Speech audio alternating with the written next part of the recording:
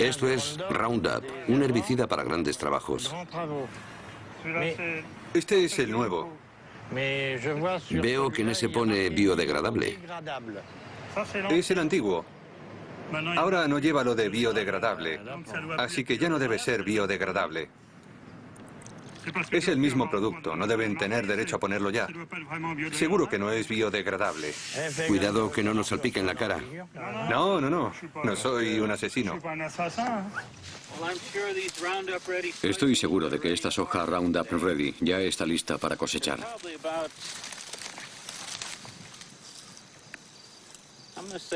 Probablemente tiene, yo diría que un 11% de humedad, así que está perfecta para la cosecha. La primera vez que oí hablar de la soja Roundup Ready fue hace 8 años en una revista agrícola. Me pareció una innovación muy interesante. La soja contiene una proteína que ha sido introducida en la planta mediante manipulación genética que la hace resistente al Roundup. El Roundup se pulveriza sobre las plantas. Las ventajas son evidentes. Si busca en mis campos, no encontrará malas hierbas. Siga las instrucciones de empleo. Roundup no implica riesgo alguno para los seres humanos, animales domésticos y su medio ambiente. Marca registrada de Monsanto. Fabricado en Bélgica.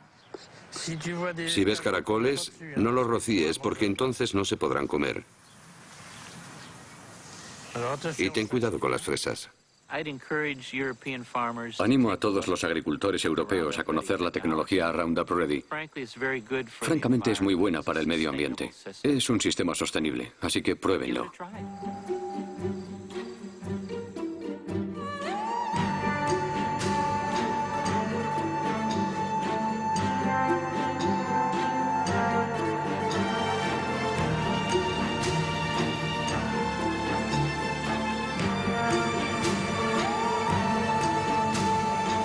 El mundo según Monsanto.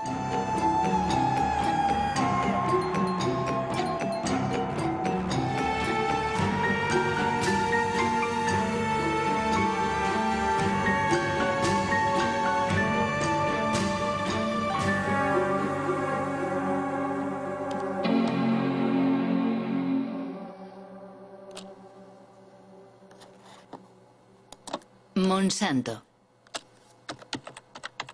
Llevo 20 años recorriendo el mundo y en todas partes he oído hablar de esta multinacional estadounidense. Y la verdad no siempre bien. Deseando saber más, he navegado durante meses por la red, encajando pacientemente las piezas del rompecabezas. En su página de internet, Monsanto se presenta como una empresa agrícola cuyo objetivo es ayudar a los agricultores a producir alimentos más sanos, reduciendo a su vez el impacto de la agricultura sobre el entorno. Su producto estrella es el Roundup, el herbicida más vendido en el mundo desde hace 30 años.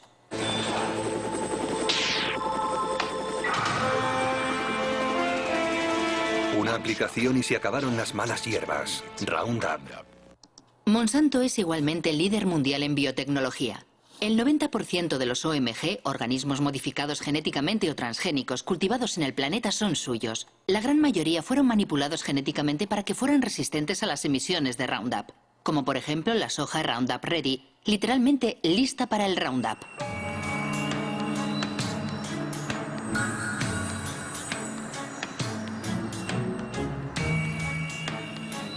Los transgénicos de Monsanto han invadido el mundo, pero nunca una aplicación agroindustrial había despertado tantas pasiones y polémicas.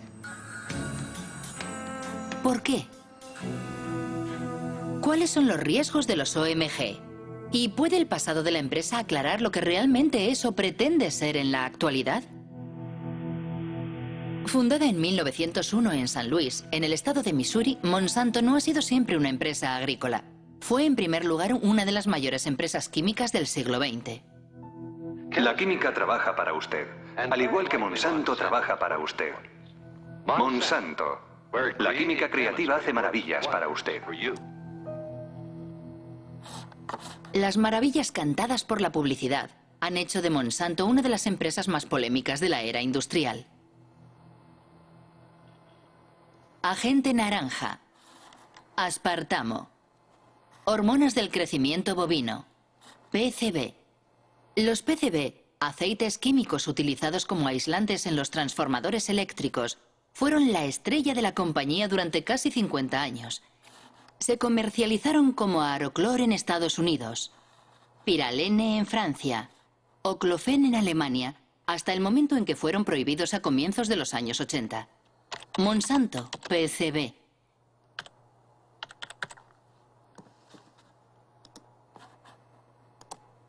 Un artículo de Washington Post de 2002. Monsanto ocultó durante décadas la contaminación por PCB. Ocurrió en Anniston, en el estado de Alabama.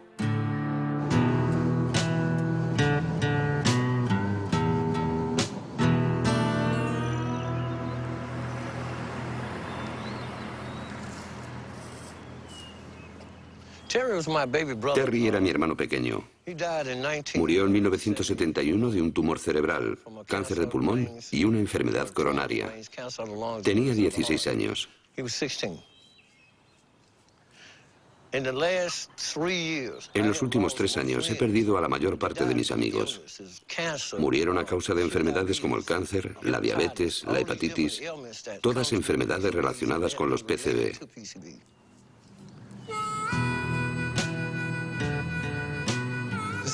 Es el camino de Monsanto.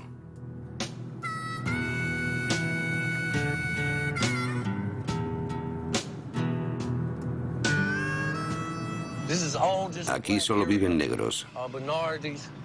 Siguen viviendo aquí a pesar de que todas las casas están contaminadas. Hace 6 meses descontaminaron ese jardín de allí. Antes había casas aquí, la gente vivía en ellas, pero todos se tuvieron que mudar y las casas fueron demolidas.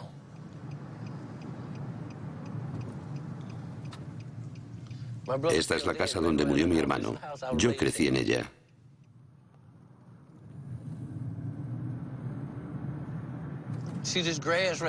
¿Veis aquel talud? Ahí es donde están enterrados los PCB. Monsanto obtuvo permiso para enterrar los PCB en Anniston.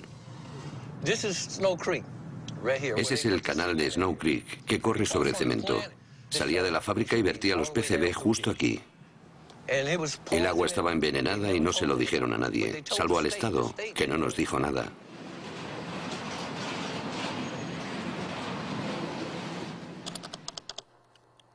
PCB, Monsanto sabía. ¿Pero qué sabía exactamente? Una organización de defensa del medio ambiente de Washington, dirigida por el ecologista Ken Cook, ha hecho públicos los archivos internos de la firma. La mayoría están clasificados como confidencial. Destruir después de leer. Un documento de 1937. La exposición a los PCB provoca efectos tóxicos en todo el organismo y erupciones cutáneas de tipo acné. 1961.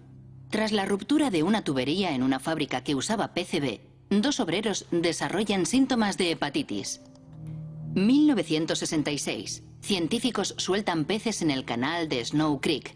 Todos mueren al cabo de 3 minutos y medio. Contaminación. Carta dirigida al responsable de ventas en 1970. Este documento resume toda la historia. Dice lo siguiente: no podemos permitirnos perder un solo don en ventas. Ocultaron el hecho de que estaban envenenando a sus vecinos de Anniston, porque no querían perder ni $1. Solo cuando los abogados de los vecinos de Anniston recurrieron a la justicia, Monsanto se vio obligado a divulgar estos documentos confidenciales. Así descubrimos lo que ellos sabían desde hacía mucho tiempo. Sabían la verdad desde el principio. Mintieron. Ocultaron la verdad a sus vecinos, a las autoridades gubernamentales. Y cuando finalmente informaron a las autoridades, estas, en lugar de ponerse del lado de los envenenados, protegieron a la compañía. Apoyaron a Monsanto. Es escandaloso, absolutamente imperdonable.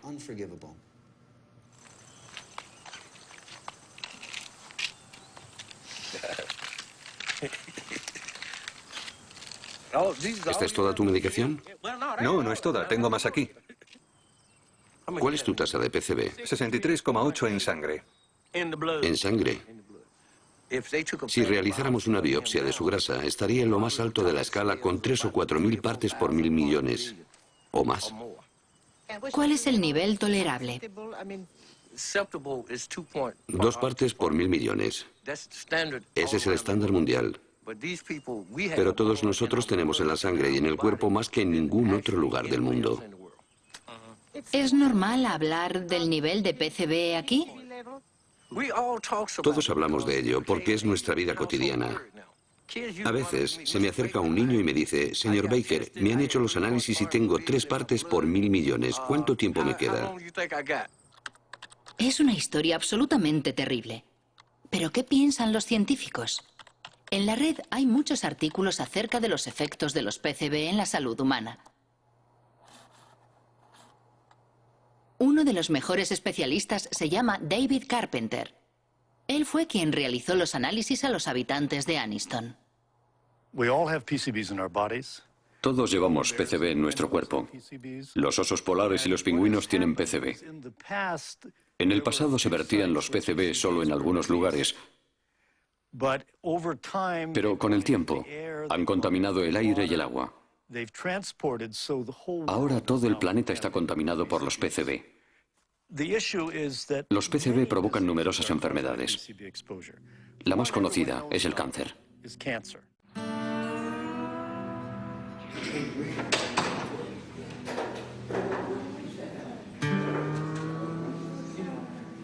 Mis análisis dicen que tengo 202 partes por 1000 millones en mi sistema. Las mujeres contaminadas por PCB dan a luz a hijos con un coeficiente intelectual reducido. 29,6. Los PCB reducen el funcionamiento de la glándula tiroides. 1800. Los PCB alteran las hormonas sexuales. Morir, dejadme morir. Morir en paz. Él pagará, dije entonces.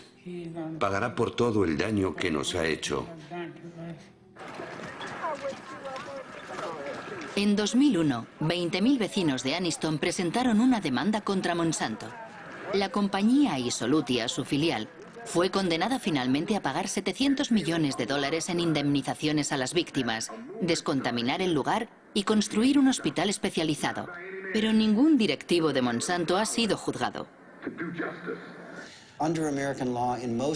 En el sistema jurídico americano, es muy infrecuente que los ejecutivos o directivos de la empresa sean considerados responsables penalmente.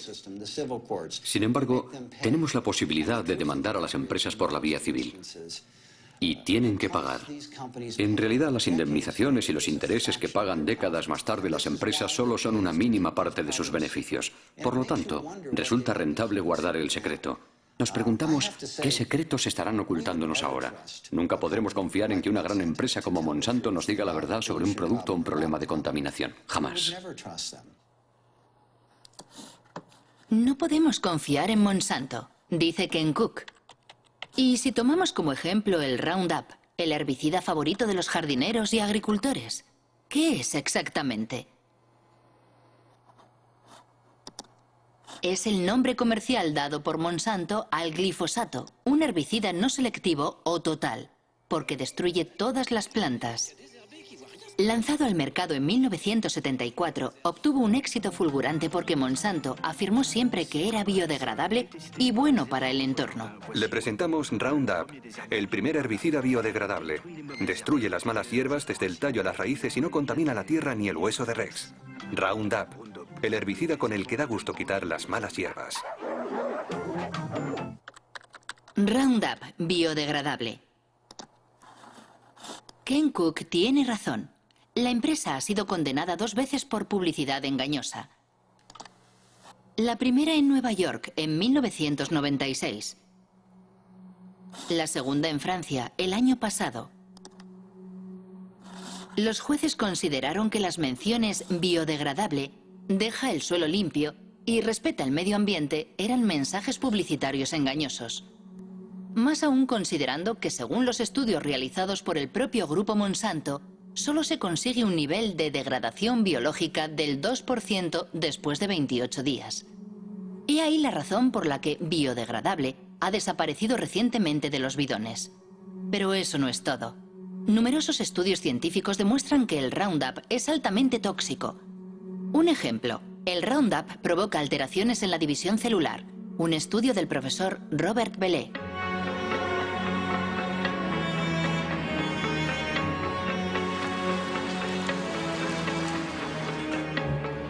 El profesor Bellet trabaja para el CNRS y el Instituto Pierre y Marie Curie. Ha estudiado los efectos del Roundup sobre óvulos fecundados de erizos de mar. La gran sorpresa fue que el Roundup afectaba a la división celular. Enseguida observamos que el Roundup alteraba el proceso de la división celular, no al mecanismo de la división, sino a los mecanismos que controlan la división de las células. Es necesario comprender cómo se origina un cáncer. Al principio las células no son cancerosas, pero a partir de un determinado momento se producen modificaciones en ellas y la modificación principal es lo que se denomina la inestabilidad desde el punto de vista genético. Y esa es la primera alteración que hemos observado y demostrado para el Roundup. Por eso mantenemos que, en nuestra opinión, el Roundup induce las primeras etapas que conducen al cáncer. Y tenemos cuidado de no decir inductor del cáncer, porque el cáncer lo veremos dentro de 30 o 40 años. Inmediatamente cuando obtuvimos esos resultados, nos dimos cuenta de la importancia que podía tener para la gente que lo usa, porque las dosis con que trabajamos son muy inferiores a aquellas que utiliza la gente. Y pensamos, rápido, es necesario alertar lo antes posible y de la mejor forma posible a la opinión pública. Y para hacerlo pensé que lo mejor sería dirigirme a mis superiores y me sorprendió un poco, la verdad, muchísimo, cuando me sugirieron o incitaron vehementemente a que no hiciera públicos los resultados porque detrás estaba la cuestión de los transgénicos. Es una historia increíble. Se ha ocultado la toxicidad del Roundup para proteger el desarrollo de los transgénicos. Remontémonos al inicio de la historia de los transgénicos. Según la página web de Monsanto, la soja Roundup Ready fue el primer cultivo transgénico autorizado en Estados Unidos en 1996. Sus productores están agrupados en la ASA, la Asociación Americana de la Soja, cuya dirección puede encontrarse en la página de Monsanto. John Hoffman, su vicepresidente, es un defensor incondicional de la biotecnología.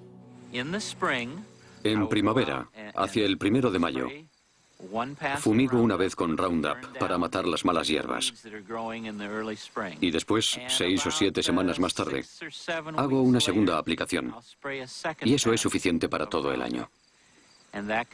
Antes de que existiera el método Roundup Ready, los campos estaban llenos de malas hierbas. Teníamos que buscarlas y arrancarlas con las manos. Era mucho trabajo. El sistema Roundup Ready me permite ahorrar tiempo y dinero. Aparentemente, la nueva maravilla de Monsanto lo tiene todo para seducir a los agricultores. Pero ¿cómo funciona? ¿Cómo puede sobrevivir la soja a las emisiones de Roundup? Esto es una célula de soja.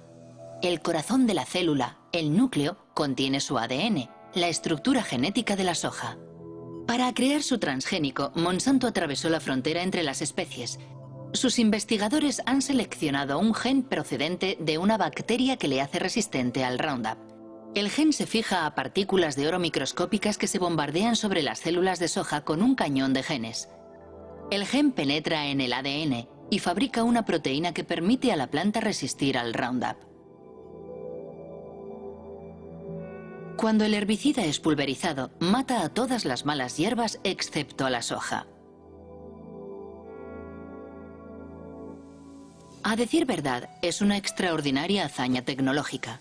Pero igualmente, la soja destinada a ser fumigada por un potente herbicida terminará en el plato del consumidor. Imaginamos que, por lo tanto, fue cuidadosamente estudiada antes de su comercialización. ¿Quién era el ministro de Agricultura en la época? Dan Glickman, ministro de Bill Clinton entre los años 1995 y 2000.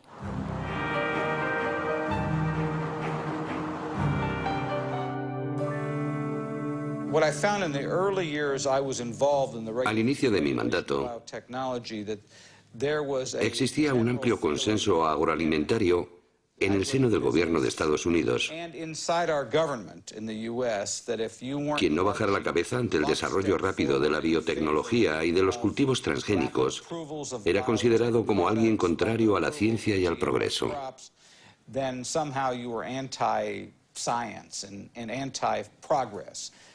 Sinceramente, pienso que deberíamos haber hecho más pruebas. Pero las empresas agroindustriales no querían porque habían hecho inversiones enormes para desarrollar esos productos. Y como responsable del organismo regulador de la agricultura, sufrí muchas presiones para que, digámoslo así, no fuera demasiado exigente. La única vez que me atreví a hablar durante el mandato de Clinton, recibí un buen tirón de orejas, no solo por parte de la industria, también por la gente del gobierno. De hecho, pronuncié un discurso en el que decía que era necesario estudiar con mayor rigor la regulación de los transgénicos. Y había personas dentro del gobierno Clinton, sobre todo en el área de comercio exterior, que se enfadaron conmigo. Me dijeron, ¿cómo puedes, tú que trabajas en agricultura, poner en duda nuestro sistema de regulación? Hasta aquí todo está claro. En Estados Unidos, el ministro de Agricultura no da la talla ante los intereses de las multinacionales. Pero, ¿cómo están regulados los transgénicos en Estados Unidos? El texto más importante ha sido publicado por la FDA, la Food and Drug Administration, la agencia encargada de la seguridad de los productos alimentarios y de los medicamentos. Título: Alimentos derivados de nuevas variedades de plantas. Fecha: 29 de mayo de 1992. Principio 1. Los alimentos obtenidos por modificación genética están sometidos a la misma regulación que los obtenidos mediante el cruce tradicional de plantas. Resumiendo, la FDA decidió no crear una categoría especial para los transgénicos. Para más preguntas, dirigirse a James Mariansky, quien entonces dirigía el Departamento de Biotecnología.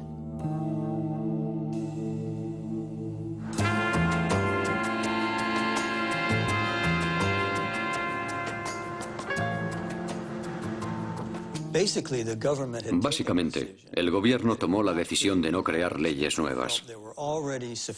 Pensaba que las leyes existentes podían aplicarse a las nuevas tecnologías. Eso quiere decir que la Casa Blanca le pidió a la agencia que escribiera un texto en el que los transgénicos no estuvieran sujetos a una reglamentación específica. Pero no se hizo basándose en datos científicos. Fue una decisión política. Sí, fue una decisión política que afectaba a muchos ámbitos, no solo al de la alimentación. Se aplicaba a todos los productos de la biotecnología. Una confesión increíble. James Mariansky reconoce que la reglamentación de los transgénicos se basó en una decisión política y no científica. Pero, ¿cómo fue argumentada esa decisión? Principio 2. Los componentes de los alimentos resultantes de una planta genéticamente modificada serán los mismos o similares sustancialmente a aquellos que se encuentran comúnmente en los alimentos. Dicho de otra forma, la FDA considera a priori que una planta modificada genéticamente es similar a una planta convencional. Es el denominado principio de equivalencia sustancial, que ha sido seguido en todo el mundo. Es el centro de debate que opone a los partidarios y detractores de los transgénicos. ¿Cómo pudo decir la FDA que una planta transgénica era similar a una planta convencional? Sabemos que los genes que se introducen en las plantas mediante la biotecnología producen proteínas muy parecidas a aquellas que hemos consumido durante siglos. Esa es la visión oficial de la FDA, cuestionada por Jeffrey Smith, autor de numerosas obras sobre los transgénicos. Michael Hansen, asesor científico de la Unión de Consumidores. Y el ensayista Jeremy Rifkin, que fue el primero en denunciar el principio de la equivalencia sustancial. Si los alimentos transgénicos están tan extendidos actualmente, es gracias a un engaño de la FDA. Ellos afirman que estos alimentos no son diferentes. Utilizan la expresión equivalencia sustancial o no considerablemente diferentes, lo cual traducen como generalmente reconocido como seguro o GRAS. Normalmente, para que algo sea considerado GRAS, es necesario que se apoyen numerosos estudios y que existe un amplio consenso en el seno de la comunidad científica. Con los alimentos transgénicos no ha existido ni lo uno ni lo otro. La FDA decía, si se introduce un gen en una planta, ese gen es ADN. Dado que consumimos el ADN desde hace mucho tiempo, podemos por lo tanto concluir que esa planta es GRAS. Nuestro punto de vista era que los genes debían ser considerados aditivos alimentarios. Actualmente, cuando queremos agregar a un alimento una gota microscópica de un nuevo colorante, un conservante o un producto químico, se le considera un aditivo alimentario y, por consiguiente, debemos hacer toda clase de pruebas para demostrar que existe la certeza razonable de que no será nocivo. Por el contrario, si manipulamos genéticamente una planta, lo cual puede dar lugar a innumerables diferencias en el alimento, nadie pregunta nada. Aquí en Washington, si frecuentabas en aquella época los lugares donde se reunían los lobbies, podías oírles riéndose de todo eso. Todo el mundo sabía que el principio de equivalencia sustancial era un absurdo. Solo era una forma para todas esas sociedades, y particularmente para Monsanto, de sacar sus productos al mercado rápidamente con la menor injerencia gubernamental posible. Debo decir que defendieron muy bien sus intereses.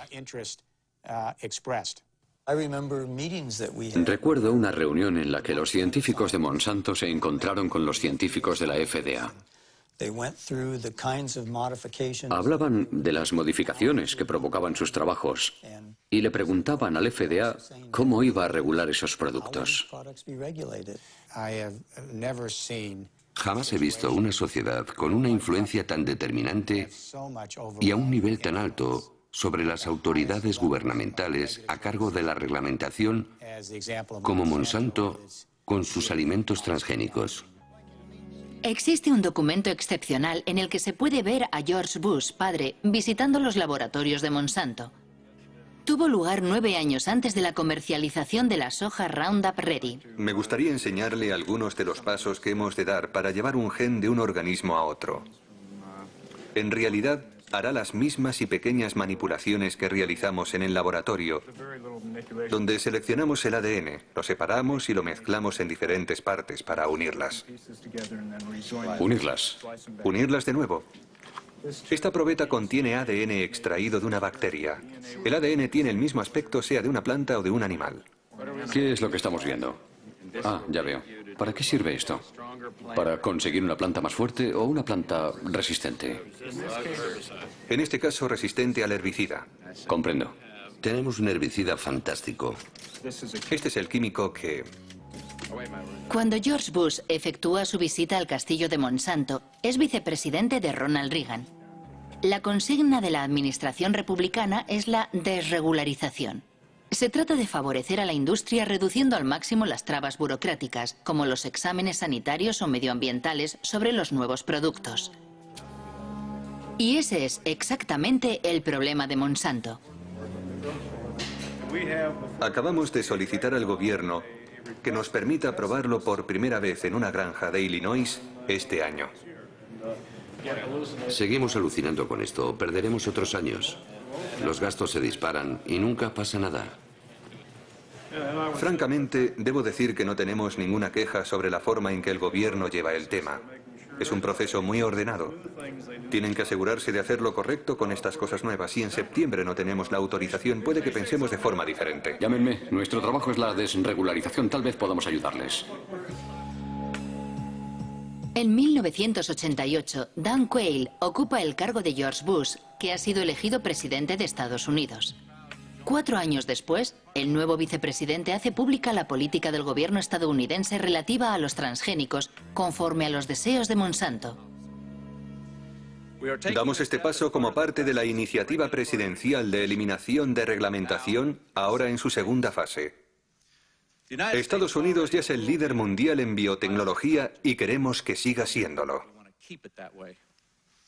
Solo en 1991 la industria de la biotecnología ha supuesto 4.000 millones de dólares.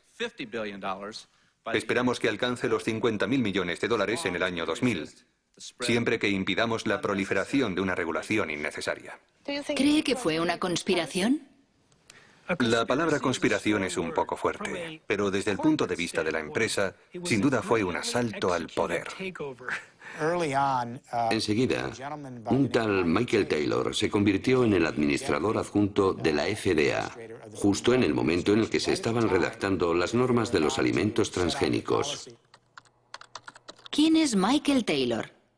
En Internet solo hay una imagen de ese hombre oscuro. Actualmente dirige la Fundación Recursos para el Futuro.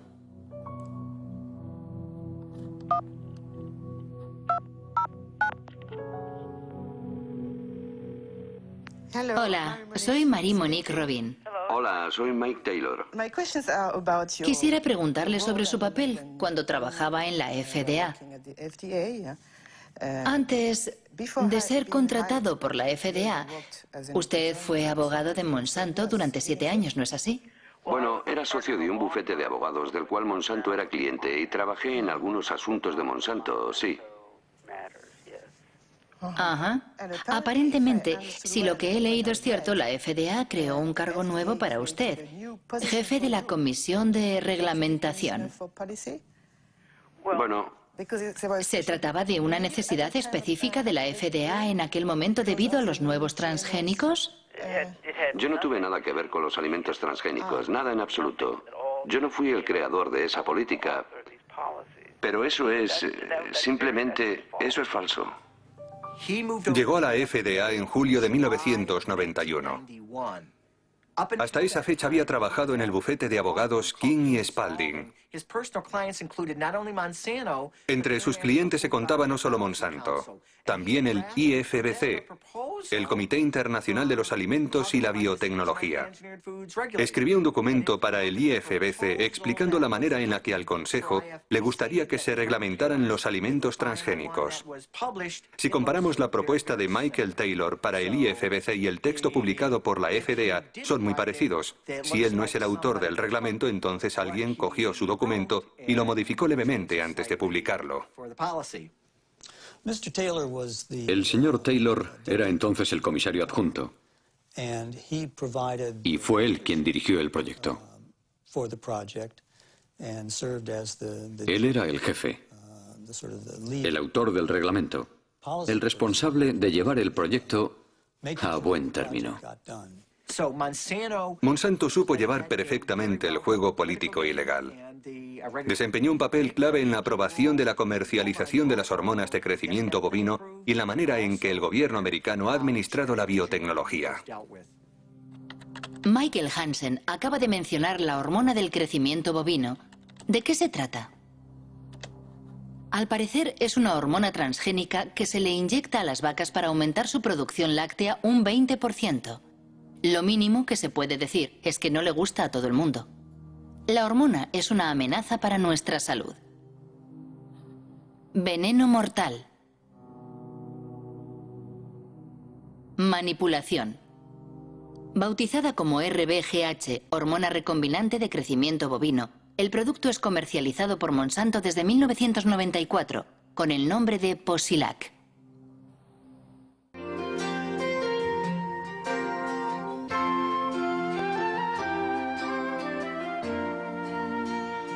Posilac es el nuevo producto más seguro de la historia. Pronto comprobará los espectaculares resultados que Posilac le ofrece. En 1985, Monsanto presentó un informe ante la FDA solicitando la autorización para comercializar el Posilac. Los expertos de la agencia analizan los ensayos realizados por la firma en ejemplares experimentales. El veterinario de la FDA responsable del expediente se llama Richard Barrocks. En una entrevista declara que responsables de la agencia han suprimido y manipulado datos.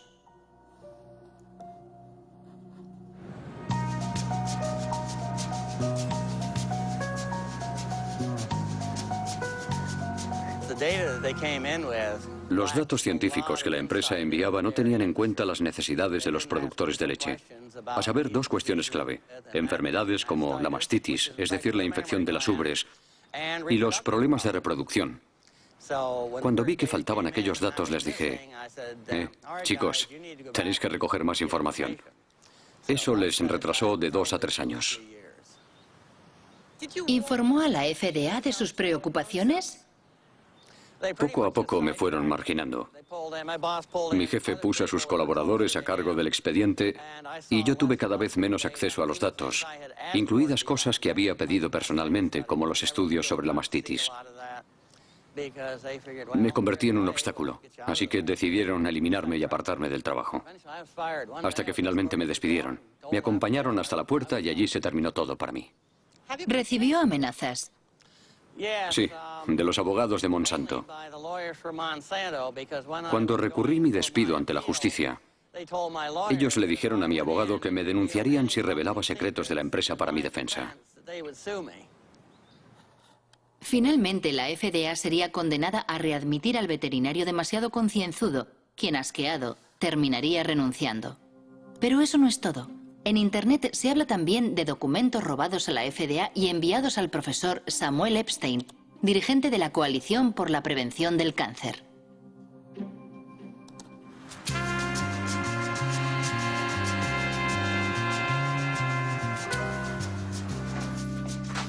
En 1990, el profesor Epstein publica un artículo en The Milkweed, una revista de referencia especializada en leche que dirige el periodista Pete Harding. Una primicia basada en documentos secretos que los dos hombres investigaron minuciosamente. Un día encontré en la oficina una caja enorme llena de documentos enviada desde Washington por un remitente anónimo.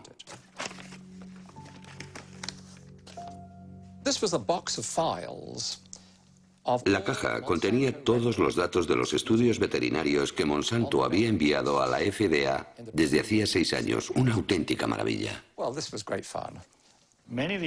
La mayor parte de los documentos son originales, con la frase información interna y confidencial que no puede ser reproducida, revelada o enviada fuera de la empresa sin la debida autorización. Justo lo que un periodista de investigación desea publicar.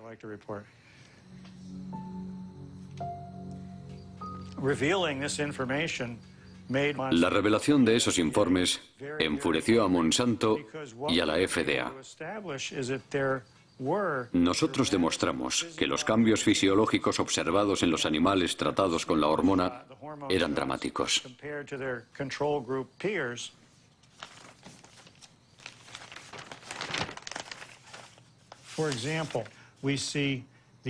Por ejemplo, el ovario izquierdo de las vacas que habían recibido la hormona sintética es un 34% más grande.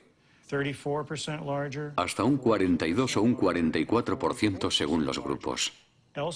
Más aún, los informes demuestran que los animales tratados tienen graves problemas para reproducirse.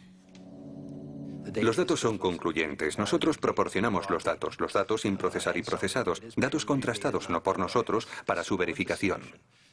Las autoridades sanitarias que han analizado la somatotropina bovina han comprobado que no existe ningún riesgo para los consumidores. Para Monsanto, la hormona no solo no representa ningún problema, sino que solo conlleva beneficios para el consumidor. Como la composición química de la leche no es alterada por el Posilac, sus propiedades y su gusto no cambian.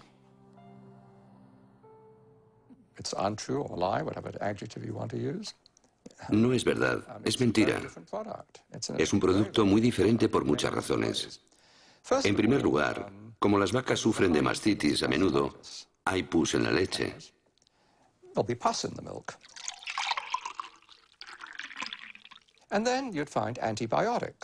Además, debido al tratamiento de la mastitis, se encuentra una gran cantidad de antibióticos en la leche.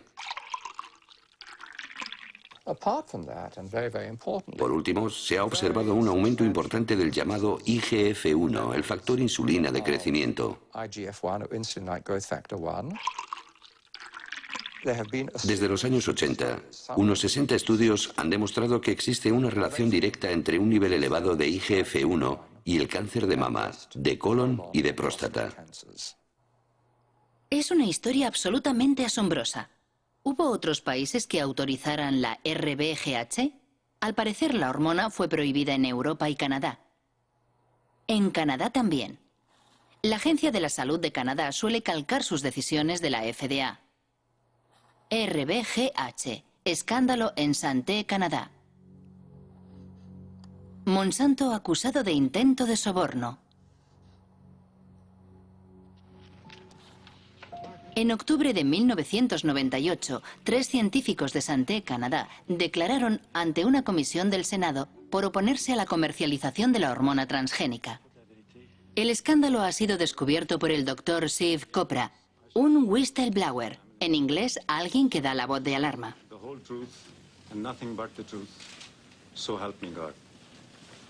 Me pregunto qué verdad voy a decir. La verdad que yo conozco o la que el ministerio me dice que diga. Y este es mi conflicto. Le hago esta pregunta a los 3. ¿Monsanto se puso en contacto con alguno de ustedes? Doctora Haydon. Asistí a una reunión en 1989-90 con representantes de Monsanto y el doctor Drennan, mi superior, y también el doctor Messier. La compañía nos ofreció de 1 a 2 millones de dólares. No sé lo que sucedió después, pero mi director dijo después de la reunión que iba a presentar un informe sobre lo ocurrido a sus superiores. ¿Cómo reaccionó Monsanto? Bien, Monsanto no negó que hubiera ofrecido 2 millones de dólares durante aquella reunión. Después dijeron que había sido una propuesta para hacer más investigaciones en Canadá sobre la vaca canadiense. En cualquier caso, el resultado es que la hormona transgénica no ha sido autorizada en Canadá. Tras las revelaciones de Canadá, el Parlamento Europeo la prohibió para siempre. Después, de repente, Margaret Haydon, Gerard Lambert y yo fuimos despedidos por desobediencia. ¿Fueron despedidos? Sí, nos despidieron y llevamos el asunto a los tribunales. No a la hormona del crecimiento bovino. En Estados Unidos, el Congreso había abierto también una investigación a petición de los detractores de la hormona transgénica. Entre otras cosas, denunciaban la prohibición de etiquetar la leche según su origen, lo cual impedía elegir a los consumidores. Curiosamente, la investigación nunca concluyó. La hormona de crecimiento bovino BGH es una prueba de la aceptación de la ingeniería genética por el consumidor. ¡A la basura! ¡A la basura! ¡A la basura!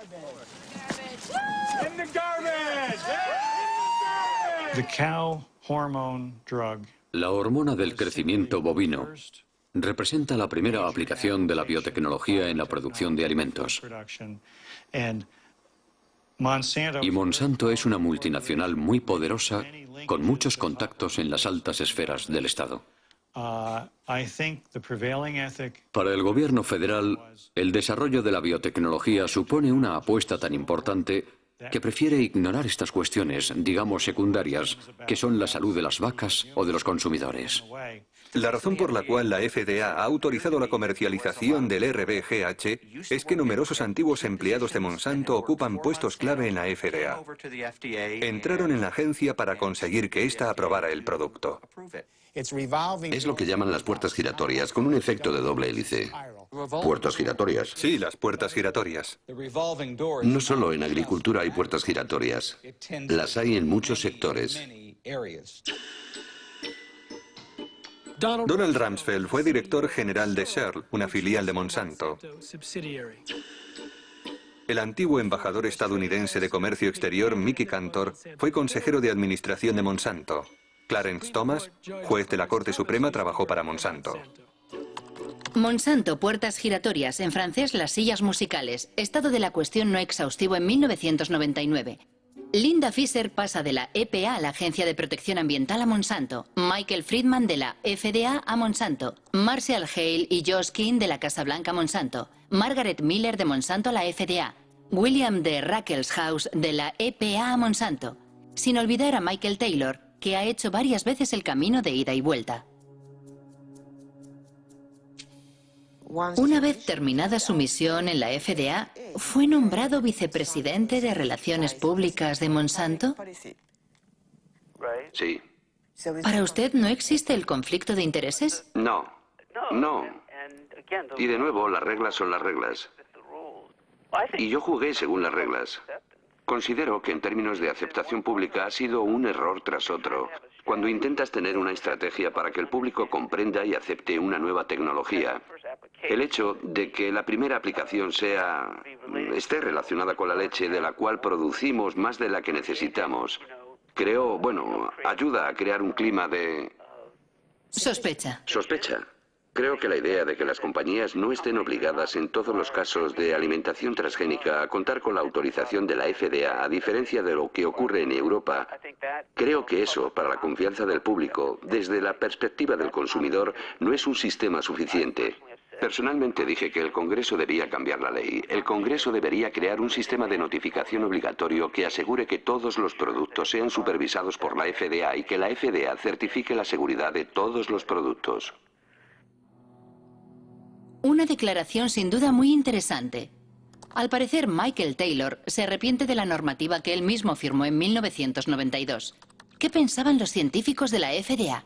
¿Existía un consenso sobre la regulación de los transgénicos? Documentos internos demuestran que la agencia ignoró las inquietudes de sus propios científicos. Firmado Steven Drucker.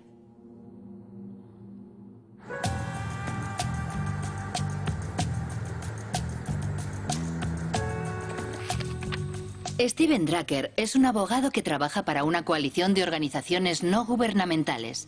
Demandó a la FDA y consiguió la desclasificación de sus archivos sobre los transgénicos. Recibimos más de 44.000 páginas que revelaban que la FDA lleva mintiendo al planeta al menos desde 1992. Y sigue mintiendo. Finge que el principio de equivalencia sustancial entre los alimentos transgénicos y las plantas convencionales está basado en un amplio consenso en el seno de la comunidad científica y que numerosos datos científicos lo demuestran. Esas dos afirmaciones son mentiras flagrantes. Por ejemplo, el doctor Luis Privil, del Departamento de Microbiología de la FDA, ha escrito: hay una enorme diferencia entre los efectos inesperados que pueden provocar las plantas tradicionales y los alimentos transgénicos. A continuación añade que ciertos aspectos de la manipulación genética podrían resultar más peligrosos. Las inquietudes expresadas por los expertos de la FDA eran tan importantes que la doctora Linda Kahl, de la FDA, responsable del seguimiento y la síntesis de sus consejos, redactó un informe para el coordinador de biotecnología de la FDA, el doctor James Mariansky.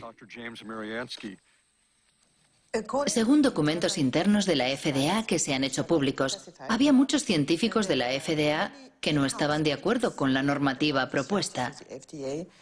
Por ejemplo, aquí tengo el informe que Linda Kahl le envió. Sí. Sí. Ella decía, los procesos de manipulación genética y de cruce tradicional son diferentes. De cruce tradicional son diferentes. Y según los expertos de la agencia, conllevan riesgos diferentes. Conllevan riesgos diferentes. Es cierto que en el interior de la agencia existían opiniones divergentes. Eso es lo que Linda Kahl resume en su informe. Pero cuando terminamos de redactar la normativa, todos los científicos estaban de acuerdo. Por supuesto que la FDA había investigado el uso de la manipulación genética, pero no tenían ninguna información que indicara que la técnica en sí pudiera crear productos diferentes en términos de calidad o seguridad. Antes de que los científicos de la FDA expresaran sus inquietudes, la agencia recibió una señal de alarma muy clara. En efecto, el primer aditivo alimentario manipulado genéticamente y comercializado en el mercado estadounidense había provocado una grave epidemia. ¿Recuerda lo que sucedió con el L-triptofán en 1989? Sí. Era un aminoácido manipulado genéticamente. A priori conocemos muy bien los aminoácidos. Sí. Mató a decenas de personas y cientos más enfermaron. Provocó una epidemia de una enfermedad desconocida llamada EMS. Es cierto. ¿Cuántas personas murieron? Sí, pero nosotros teníamos muchos... 37 y más de 1000 inválidos. ¿Lo recuerda? Lo recuerdo. Según un documento de la FDA, usted dijo, no sabemos cuál es la causa del EMS, pero no podemos descartar la hipótesis de que se deba a la manipulación genética. ¿Dijo usted lo que acabo de leer? Sí. Increíble. James Mariansky no descartaba que la manipulación genética pudiera provocar efectos inesperados, pero no movió un dedo. ¿Hay científicos independientes que hayan trabajado sobre esta cuestión crucial para los consumidores? Arpad Pusztai, un renombrado científico, perdió su trabajo después de expresar sus inquietudes sobre los transgénicos. Ocurrió en 1998.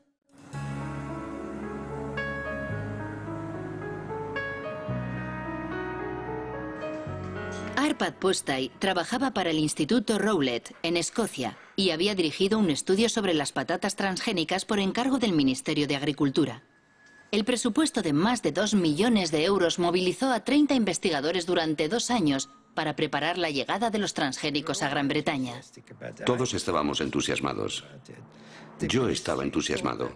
El ministerio pensaba que si hacíamos ese estudio, examinando todos los aspectos, aquello serviría de apoyo a los alimentos transgénicos. Cuando llegara el momento de comercializar los productos, podrían decir que el mejor laboratorio de nutrición europeo había comprobado que no existía ningún problema. Arpad Pusztai es especialista en lectinas. Son proteínas que tienen una función insecticida y que protegen a las plantas contra los pulgones. Los científicos del Instituto Rowlett crearon patatas resistentes al pulgón insertando un gen del narciso de las nieves que produce la famosa lectina. Antes habían verificado que las lectinas, en su estado natural, no son peligrosas para la salud. Las patatas transgénicas fueron probadas en ratas. Constatamos 2 efectos. En primer lugar, la proliferación de células en el estómago, lo cual no es bueno.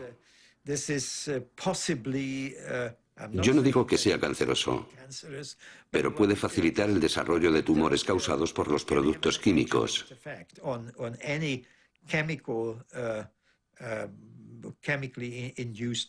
Además, el sistema inmunitario del estómago estaba alterado.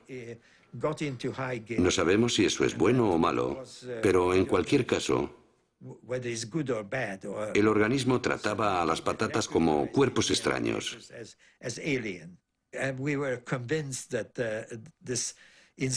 Estábamos seguros de que la manipulación genética estaba en el origen del problema y no el gen de la lectina, porque lo habíamos comprobado aisladamente en una concentración 800 veces mayor sin consecuencias negativas.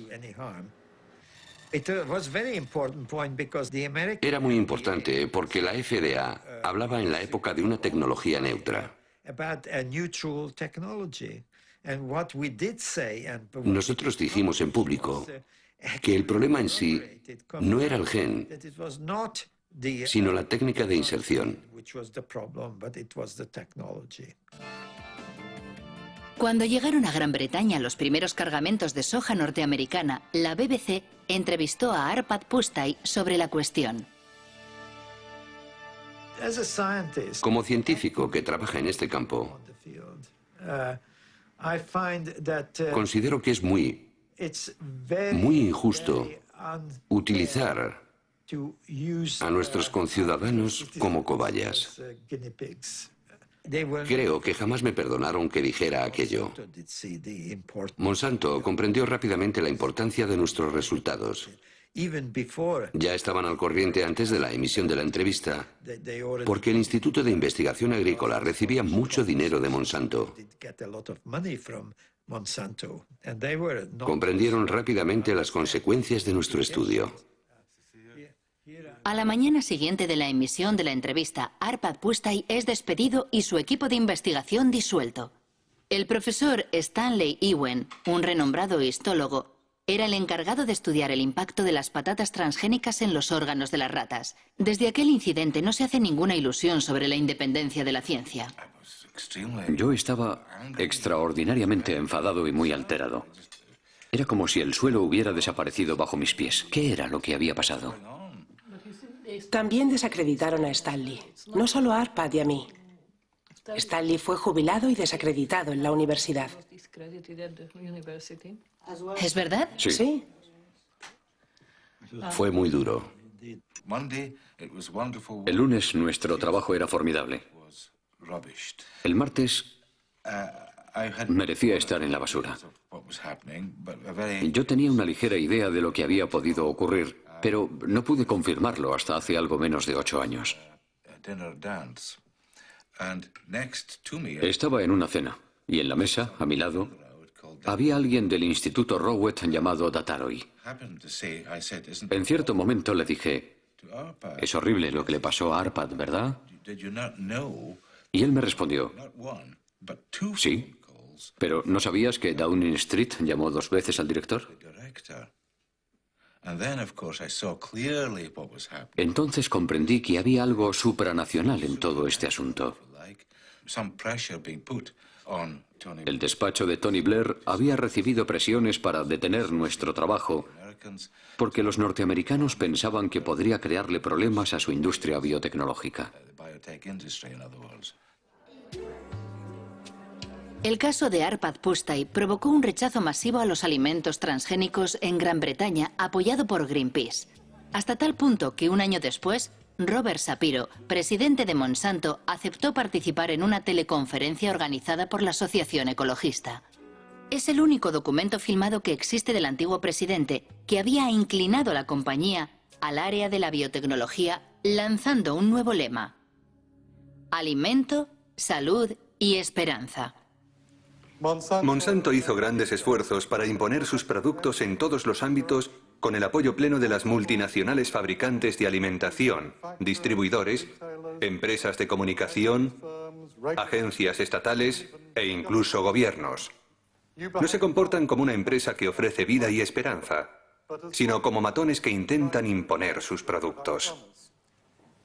Sí, soy un matón, pero me parece que no soy un matón con éxito. Me gustaría empezar señalando que la biotecnología es una herramienta. La biotecnología en sí misma no es ni buena ni mala. Puede usarse bien o muy mal. Los productos que están en el mercado han sido comprobados por los órganos de vigilancia que la sociedad ha establecido con el fin de asegurar no solo su seguridad, también la seguridad medioambiental de estos productos.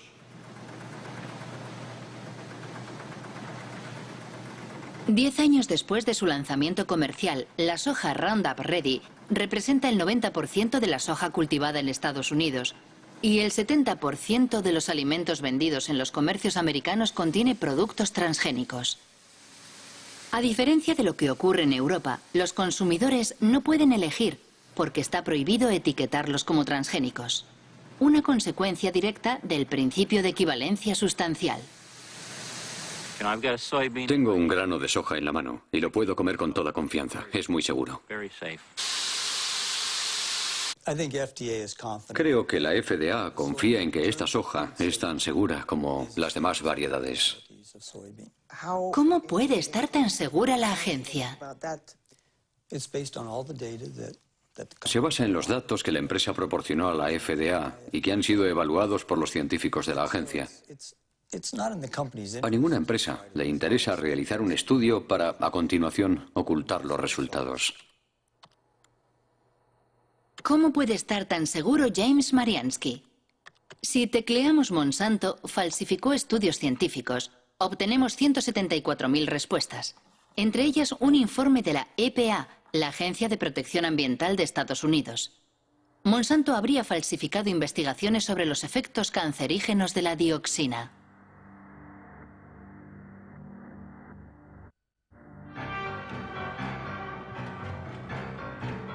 La historia comienza en Nitro, en una fábrica de Monsanto que fabrica un potente herbicida denominado 245T.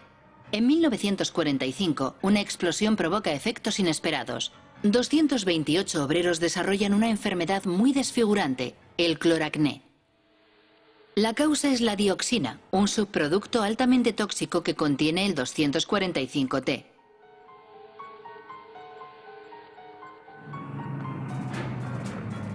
El 245T era el componente principal del agente naranja, el defoliante empleado por el ejército americano en la guerra de Vietnam.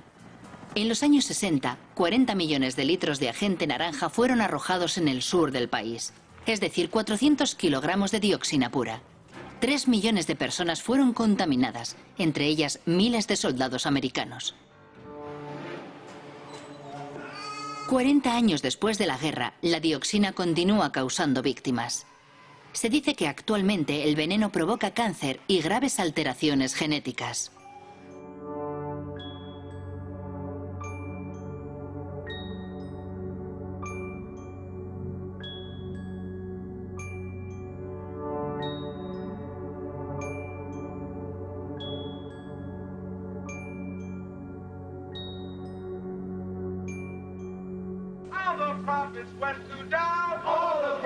En 1978, cuando los veteranos de guerra estadounidenses demandaron a los fabricantes del agente naranja, exigiendo una indemnización, Monsanto financia 3 estudios sobre los efectos a largo plazo de la dioxina. La compañía pagó a científicos para que compararan el estado de salud de los trabajadores afectados 30 años antes en el accidente de la fábrica de nitro, con el de los trabajadores no afectados. 2 personas conocen muy bien ese estudio. William Sanjur, que dirigía el Departamento de Residuos Tóxicos de la Agencia de Protección Ambiental, y Gerson Smoger, el abogado defensor de los veteranos de la Guerra de Vietnam. En 1990, la doctora Kate Jenkins, una de mis colegas en el EPA, elaboró un informe alegando que ciertos estudios realizados por Monsanto eran incorrectos. Si hubieran sido realizados correctamente, los resultados habrían sido los opuestos a los obtenidos por Monsanto. Sus estudios demostraban que la dioxina no es un agente cancerígeno para el hombre. Tenían los datos de las investigaciones y manipularon su interpretación para llegar a la conclusión que querían. Una investigación jamás se hace así, jamás. Pero así fue como consiguieron lo que querían. Más tarde descubrimos que había 5 personas con cáncer, que en uno de los estudios habían sido registradas como expuestas a la dioxina. En el otro estudio, esas mismas 5 personas eran presentadas como no expuestas. Al introducir esas 5 personas en el grupo de no expuestas, provocaban la impresión de que había los mismos casos de cáncer en ambos grupos. De esa forma llegaban a la conclusión de que no había ninguna diferencia. Fue así como miles de veteranos de guerra vieron rechazada su demanda de una indemnización por haber sido expuestos al agente naranja. Esos estudios afectaron a toda la legislación en Estados Unidos durante 7 o 9 años. Como Kate Jenkins era una buena científica y una buena empleada de la EPA, y una persona valiente, dicho sea de paso, envió un informe al Consejo Científico de la EPA solicitando que se examinaran de nuevo esos estudios para comprobar su metodología. De hecho, jamás se ha investigado a Monsanto. Nadie investigó esos 2 estudios, nadie. La única investigación que se llevó a cabo fue sobre Kate Jenkins, la persona que dio la voz de alarma. Su vida se convirtió en un infierno. La acosaron, la obligaron a cambiar de trabajo, la persiguieron. ¿Cree a Monsanto cuando dicen que sus transgénicos no representan ningún problema para la salud? No me creo ni una palabra de lo que dice esa empresa, nada. Todo lo que dicen debe ser minuciosamente verificado por personas independientes, con la condición de que sean competentes y realmente independientes. Efectivamente, para demostrar la inocuidad de la soja Roundup Ready, Monsanto realiza un estudio que se publicó en 1996 en una revista científica importante.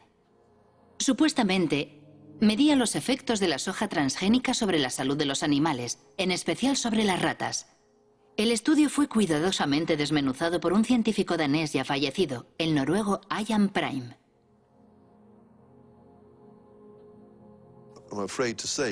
Para mí, este estudio tiene muy poco valor. Resulta decepcionante, sobre todo sabiendo que sirvió de base al principio de equivalencia sustancial. Hay cosas sorprendentes. Por ejemplo, esta frase: los estudios sobre la alimentación de los animales nos proporcionan la seguridad parcial de que no hay cambios importantes. ¿Cómo que parcial? Eso no es suficiente. Yo quiero el 100% de seguridad. Por ejemplo, en la página 723 se puede leer: salvo por su coloración más marrón, los hígados parecían normales durante la autopsia. ¿Cómo se puede decir eso sin estudiar el interior del hígado? Sin estudiar las muestras al microscopio para ver si no hay diferencias. Además, usaron ratas viejas.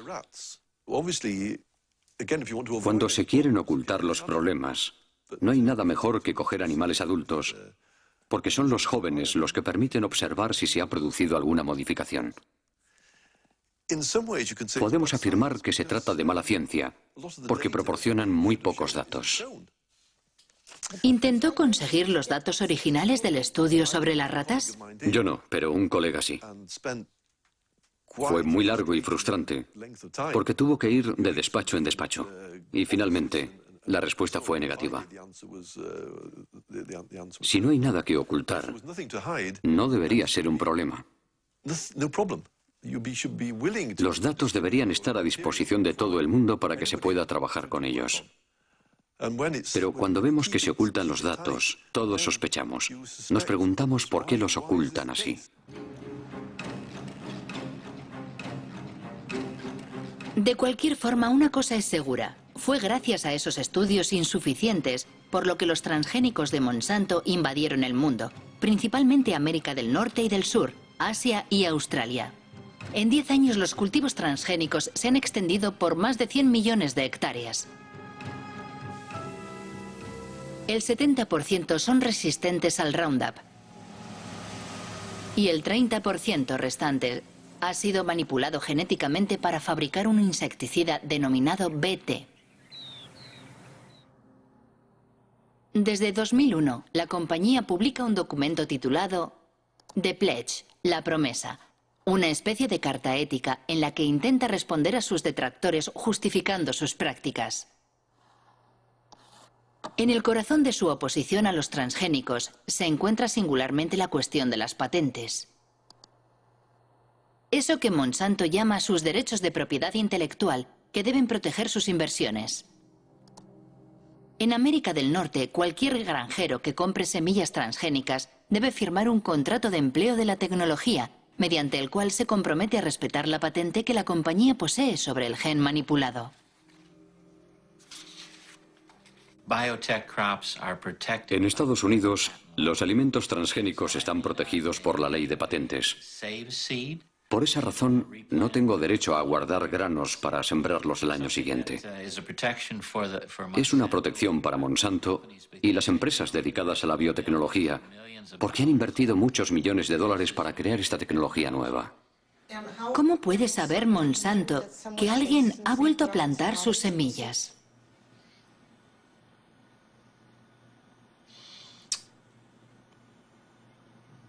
No sé responder a esa pregunta. ¿Cómo puede saber que alguien ha plantado de nuevo sus semillas? Es una buena pregunta para Monsanto.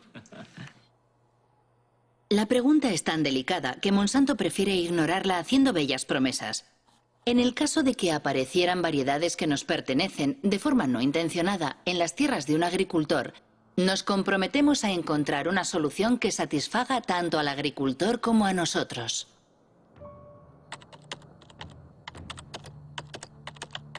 Pero la realidad resulta mucho menos idílica. El Centro para la Seguridad Alimentaria de Washington ha publicado un estudio sobre los agricultores demandados por Monsanto por no respetar su patente sobre semillas. Se han contado al menos un centenar de procesos y numerosas quiebras. Entre las víctimas se cuenta Troy Rush, un agricultor de Indiana.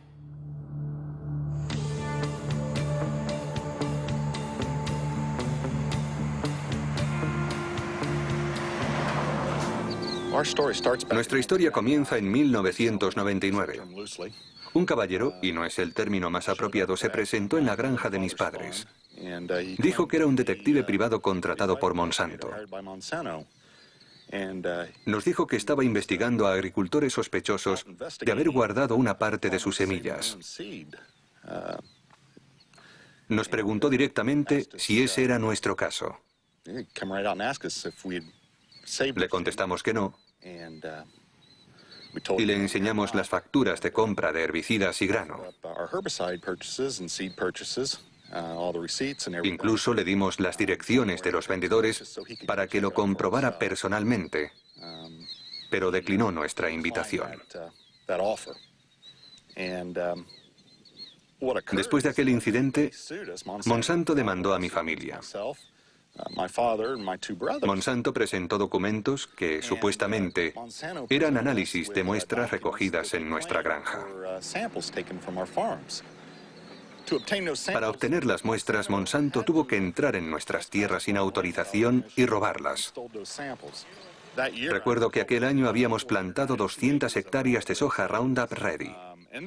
Era un contrato que teníamos con un productor de semillas para producir simiente. El contrato era muy preciso porque indicaba dónde íbamos a sembrar. Era muy fácil de comprobar y todo el mundo lo sabía. ¿Por qué negociaron un acuerdo amistoso con Monsanto? Al cabo de 2 años y medio, la familia estaba completamente destrozada a causa del estrés. Sus acciones amenazaban el trabajo de 5 generaciones. Si Monsanto hubiera ganado, lo habríamos perdido todo. Y ellos se lo habrían quedado todo. Todo. Buenos días. Buenos días, señor. ¿Cómo estás hoy, Troy? Bien, ¿cómo estás? ¿Cómo va todo? Bien.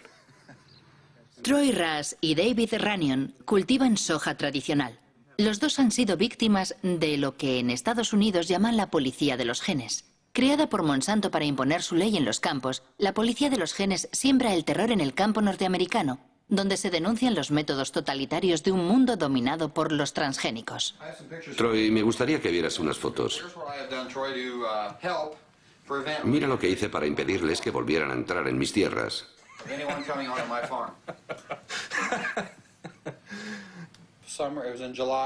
Era el mes de julio de 2003. Llegaron a mi casa sobre las 19 horas. ¿Quiénes fueron? Los empleados de Monsanto. Me enseñaron su tarjeta de visita y me hicieron algunas preguntas sobre mis cultivos de soja, de maíz y sobre dónde vendía mi cosecha. Les dije, vale, se acabó la conversación. Las patentes lo han cambiado todo. Han destruido la confianza que existía entre vecinos. Personalmente, solo hablo y tengo amistad con 2 agricultores. ¿De verdad tienen miedo los agricultores? Por supuesto que tienen miedo. Es imposible defenderse de esa compañía. Han creado una industria cuyo único objetivo es destruir las vidas de los agricultores. Todo el mundo tiene miedo. ¿Tiene miedo de que le denuncie un vecino? Sí. ¿Sí? Sí, es sencillo. Solo hay que marcar el 1-800 Monsanto. No, perdón, 1-800 Roundup. Recuerdo que animaban a los agricultores a llamar a ese número gratuito para delatar. ¿Por qué hace todo eso Monsanto? Para controlarlo todo. ¿Las semillas? Sí. Quieren controlar la simiente. Quieren apoderarse de la vida. Se trata de la base de nuestra alimentación. Quieren apoderarse de la comida, de toda la alimentación. Entre 1995 y 2005, Monsanto adquirió una 50 de compañías semilleras en todo el mundo. Esas adquisiciones afectan a las semillas de soja, maíz, algodón, de trigo, pero también de legumbres, tomates, patatas y sorgo. Por doquier crece la inquietud por este monopolio que, a la larga, podría conducir a la desaparición pura y dura de todas las semillas no transgénicas. No es esa la opinión de Monsanto, que defiende los beneficios de la biotecnología, especialmente en los países en vías de desarrollo como India. Nuestros productos reportan importantes beneficios económicos no solo a los grandes productores, también a los pequeños. Por lo general ofrecen cosechas de mejor calidad y una rentabilidad más alta.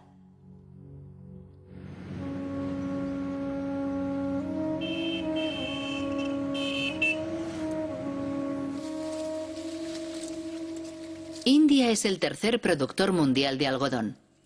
En 1999, Monsanto compró Maiko, la primera empresa productora de semillas del país. 2 años más tarde, el gobierno indio autorizó los cultivos BT, denominados Bollgard, que fueron manipulados para fabricar un insecticida que supuestamente repele los ataques del gusano americano, un parásito del algodón. Día y noche, las 24 horas todos los días. Bollgard te protege. Este es el poder de Bollgard. Menos herbicida, más beneficios. Semillas de algodón Bollgard. El poder para vencer a los insectos. Desde el año 2001, Kiran Sakari y Abdul Gaim estudian día a día los cultivos del algodón transgénico entre los pequeños agricultores del distrito de Warangal. Cada año, estos 2 ingenieros agrónomos publican un informe comparando el rendimiento y los costes de producción del algodón BT con el del algodón convencional. En 2006, la cosecha fue arrasada por una enfermedad que afecta a los cultivos transgénicos. Las plantas de este campo de algodón Bollgard están infectadas por la Rhizoctonia. El interior del tallo es fibroso, al contrario que en una planta sana. Es típico de esta enfermedad. Todos los agricultores dicen que nunca lo habían visto. En el estudio que realizamos en 2001, solo observamos la enfermedad en algunas plantas de algodón BT. Pero con el tiempo se ha extendido y ahora no solo la encontramos en los campos de algodón BT, también en los cultivos no transgénicos.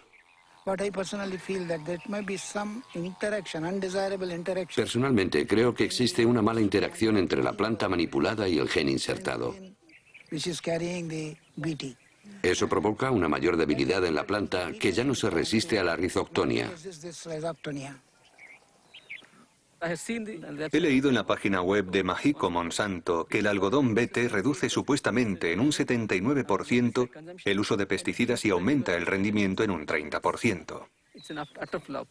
Pero es un fracaso total. Invariablemente, al cabo de 70 o 90 días hay que tratar a las plantas contra el gusano americano, aunque sea algodón BT. ¿Cómo se explica que tantos agricultores compren semillas BT? Para los campesinos la oferta es muy reducida. Después de la última cosecha era muy difícil encontrar semillas en el mercado que no fueran BT.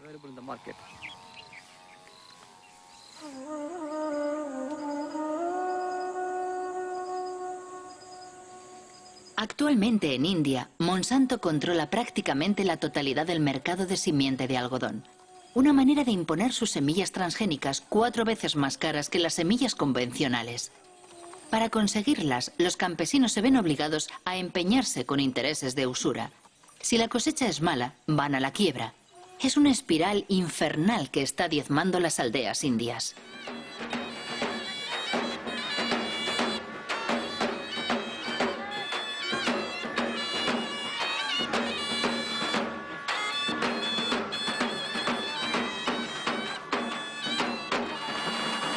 ¿Por qué razón se suicidó?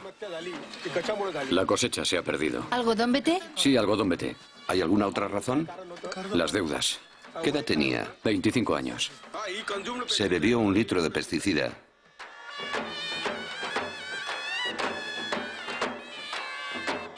¿Es el primer suicidio en la aldea? No. El segundo.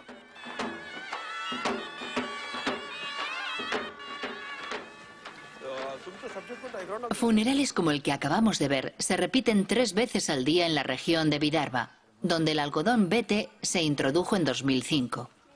Es cierto que a pesar de no ser un fenómeno nuevo en la India, con la introducción de los transgénicos se ha incrementado notablemente. Pero pocos han denunciado este escándalo internacional que enfrenta en un combate desigual al fuerte con el débil.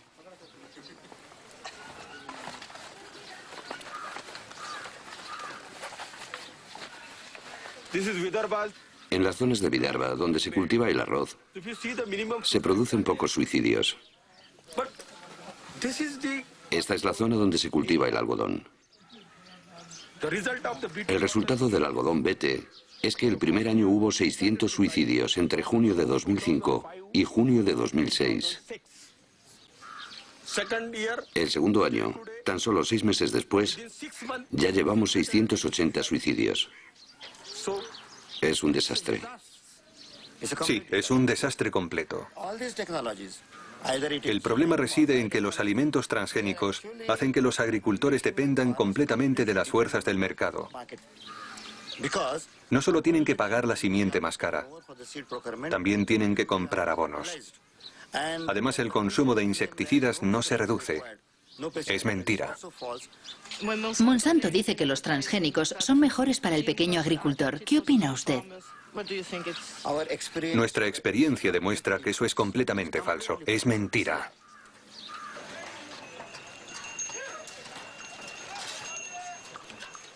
Este día de diciembre de 2006, la revuelta planea sobre el mercado de algodón más importante del estado de Maharashtra. 3 días después del rodaje de estas imágenes, estalló la revuelta y decenas de campesinos, entre ellos Kishore Tiwari, fueron detenidos.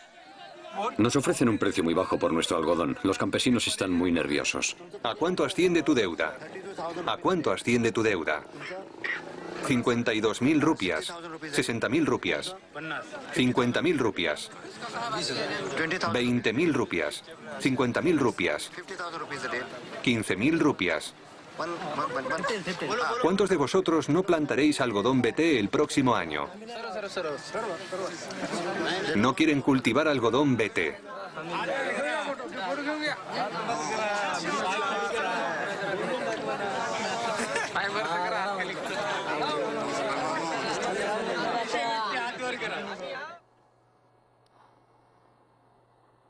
Las semillas del suicidio. Es el título de un libro escrito por Vandana Shiva. Esta física, ganadora del Premio Nobel Alternativo, dirige una fundación económica y una red de granjas productoras de semilla bautizada Nadyana.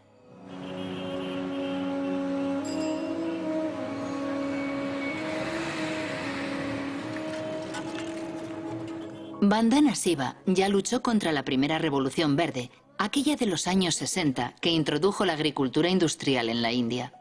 En la actualidad denuncia la que ella denomina Segunda Revolución Verde, la de los transgénicos de Monsanto protegidos por patentes. La diferencia entre las dos es que la primera Revolución Verde fue dirigida por el sector público y las agencias gubernamentales controlaban la investigación. La Segunda Revolución Verde está dirigida por Monsanto. La segunda diferencia es que la primera Revolución Verde tenía el objetivo oculto de vender más productos químicos, pero su motivación principal era producir más alimentos y alcanzar la seguridad alimentaria. Al final, aunque se hiciera en detrimento de otros cultivos como las leguminosas, se produjo más arroz y trigo para alimentar a la gente. La Segunda Revolución Verde no tiene nada que ver con la seguridad alimentaria. Su único objetivo es aumentar los beneficios de Monsanto. Ellos siempre han dicho que la manipulación genética es un medio para conseguir patentes. Ese es su verdadero objetivo. Si observan la estrategia de investigación que Monsanto desarrolla en este momento, la compañía está probando una veintena de plantas en las que ha insertado el gen BT, la mostaza, el gumbo, la berenjena, el arroz, la coliflor.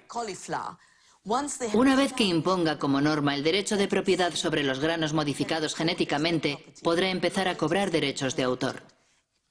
Todos dependeremos de Monsanto por cada semilla que plantemos y cada campo que cultivemos. Si controla las simientes, controlará la alimentación. Y ellos lo saben, esa es su estrategia. Eso es más poderoso que las bombas, más poderoso que las armas.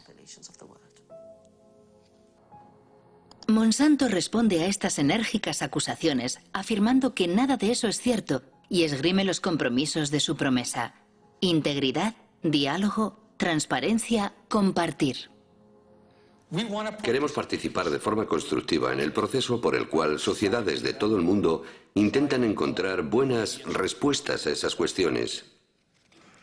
¿Los productos serán seguros para el medio ambiente? ¿Cómo afectarán a la biodiversidad? ¿Cómo afectarán a otras plantas, insectos y pájaros? ¿Qué ocurre con el cruce de genes? ¿Qué ocurrirá si los genes invaden especies salvajes? Para mí todo eso significa, entre otras cosas, escuchar atenta y respetuosamente todos los puntos de vista. Como quien no quiere la cosa, Robert Shapiro acaba de hablar de un tema muy delicado que preocupa extraordinariamente a todos los detractores de los transgénicos: la contaminación transgénica. Monsanto prefiere hablar de presencia accidental como consecuencia del orden natural. Al parecer, los transgénicos ya han contaminado el maíz mexicano. Eso es lo que demuestra un estudio publicado por la revista científica Nature, firmado por el profesor Ignacio Chapela, de la Universidad de Berkeley. El artículo ha provocado una intensa polémica.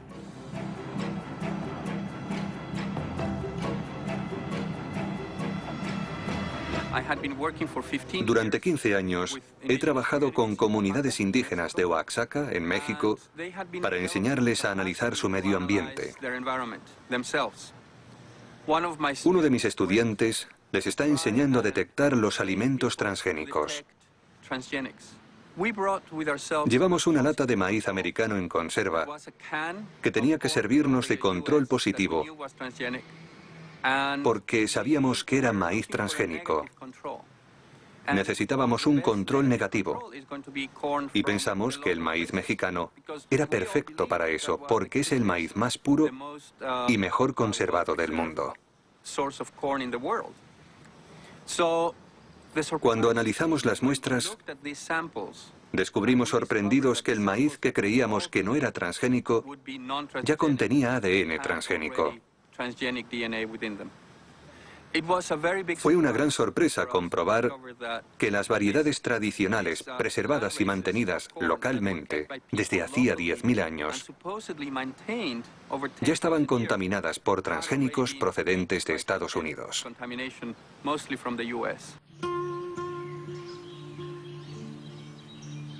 México es el lugar originario del maíz.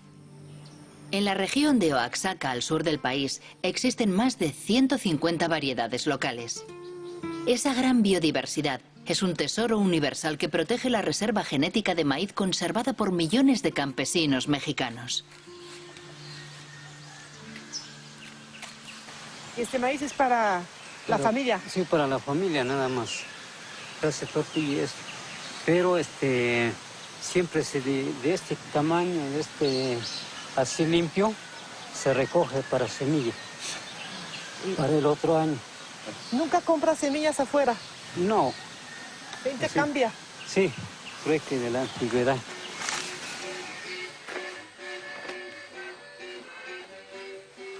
Para proteger la diversidad de su maíz, México ha prohibido los cultivos transgénicos.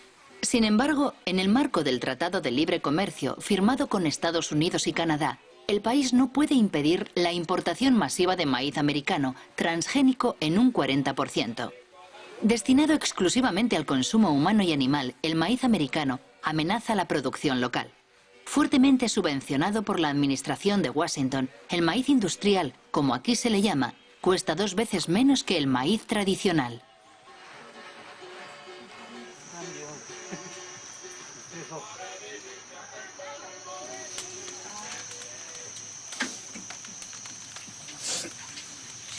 ¿La tortilla siempre se hace con maíz criollo? Sí. Natural, rinde más. Y alimenta más porque es de la tierra pura.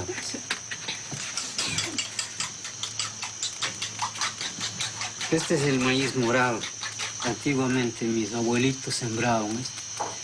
Ahorita se sigue conservando esto. Así es. Antes de la conquista ya. Sí. No, y ya viene la otra conquista. ¿Cuál es la otra conquista? Transgénico, pues. El transgénico. Para tumbar esto. Y desaparecer lo criollo para que reine el maíz hecho. Vamos a depender mucho de eso porque vamos a tener que poner fertilizante que ellos vendan, insecticida que ellos vendan. Todo lo que ellos tengan que vender, tenemos que comprarlo para que haya maíz, no va a haber. Sin embargo, el criollo, sin ponerle abono, ni insecticida, ni nada, Por lo menos así está.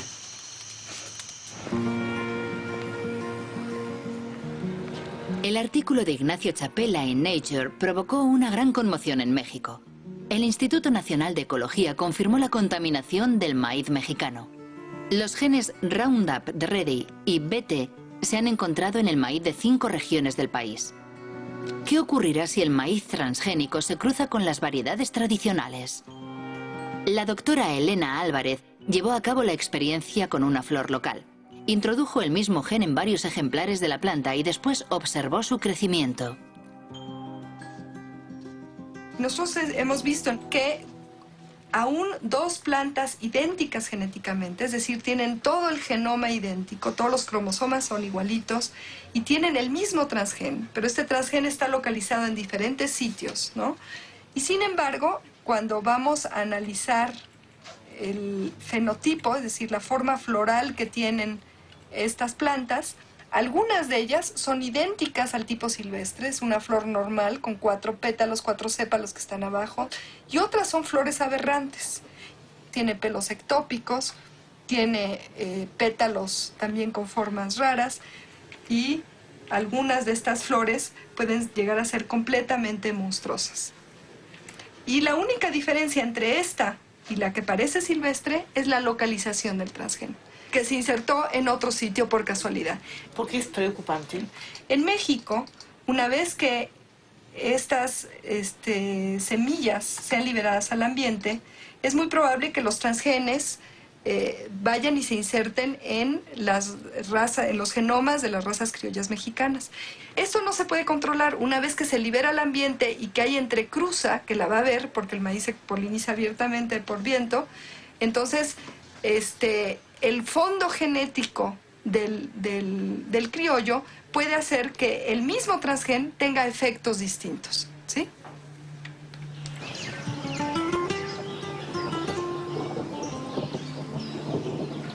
Buenos días, los seguimos invitando para que podamos platicar con ustedes un momento en relación a las actividades que se están produciendo actualmente en el maíz, sobre todo por la contaminación por transgénicos. Nosotros estamos muy preocupados. Aldo González dirige una organización indígena.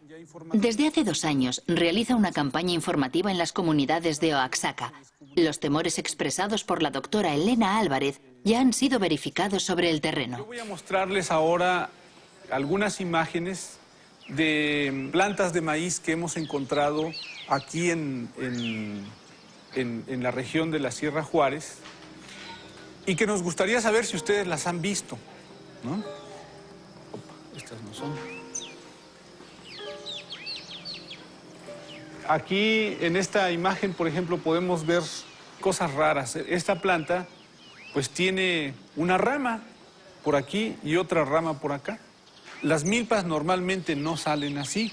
Digamos, sale una hoja y arriba sale un jilote, ¿no? En este caso están saliendo 3 jilotes sobre una sola hoja. Son monstruos.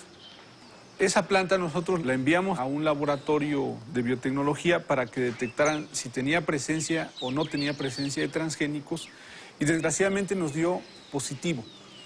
Miren, plantas como esta las hemos encontrado sobre todo en la calle, en algún jardín, porque seguramente alguien fue a comprar el maíz a la tienda y pues iba caminando y se le cayeron algunos maíces y esos maíces crecieron, ¿no? Y entonces de esa manera es como se puede producir la contaminación a las plantas nativas de maíz. Lo que yo entiendo que en el futuro, si se deja que esto se prolifere dentro de los cultivos de los campesinos, al rato nosotros vamos a tener que comprar maíz porque nuestro maíz ya no va a servir. Es preocupante. ¿Qué debemos de hacer? ¿Cómo le vamos a hacer, no? Una de las recomendaciones que nosotros estamos dando es que si nosotros vemos cosas raras en algún momento, pues le quitemos la espiga, ¿no? Porque la espiga es donde sale el polen. Entonces decimos aguas, ¿sí? Tenemos que ser más vigilantes con nuestras milpas. ¿No le parece que puede ser una estrategia de una compañía como Monsanto lo que no puede alcanzar a nivel legal, lo alcanzas a través de la contaminación? Y nosotros pensamos en un momento dado que la contaminación incluso puede ser hecha a propósito. Si el lugar de origen del maíz está contaminado, ¿qué importa si otro lugar del planeta se contamina? Entonces, ¿esto a quién beneficia? Solamente a las empresas transnacionales como Monsanto. ¿Cómo reaccionó Monsanto a la publicación del artículo de Ignacio Chapela sobre la contaminación mexicana? Los golpes bajos de Monsanto y el despido del profesor de Berkeley, firmado por Jonathan Matthews, director del GM Watch, un servicio de información sobre los transgénicos con sede en el sur de Inglaterra.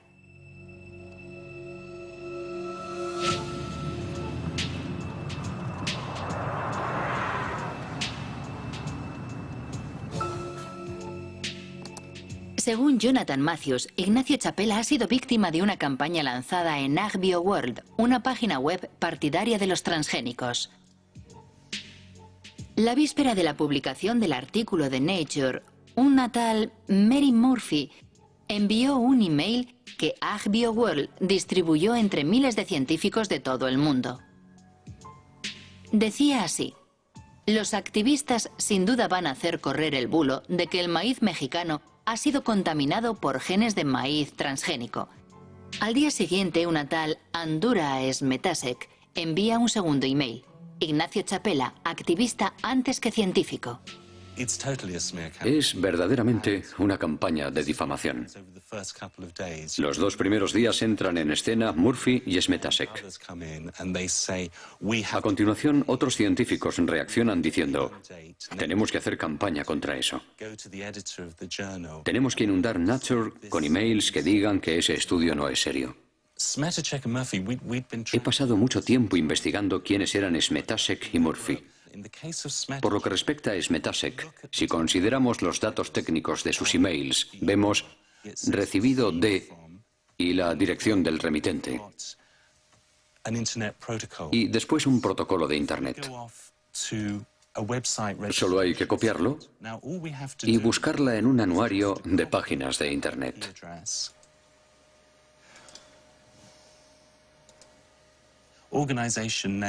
Y descubrimos que la propietaria es la compañía Monsanto de San Luis.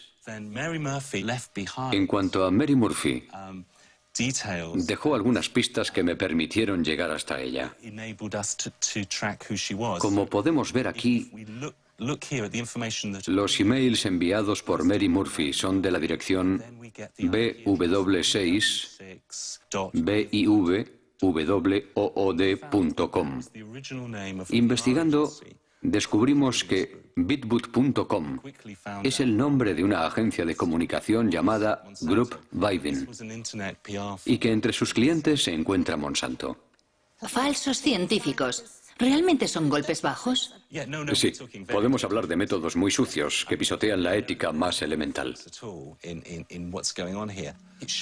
Demuestran que se trata de una empresa capaz de cualquier cosa por imponer sus productos en todo el mundo, incluida destruir la reputación de todos aquellos que se pongan en su camino. La prensa británica se hizo eco de las acusaciones de Jonathan Matthews, pero Monsanto ha preferido ignorarlo.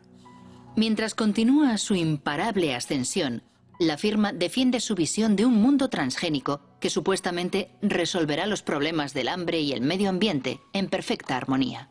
La experiencia práctica demuestra claramente que la coexistencia entre la agricultura transgénica y la agricultura convencional o biológica no solo es posible, sino que existe de forma pacífica en todo el mundo.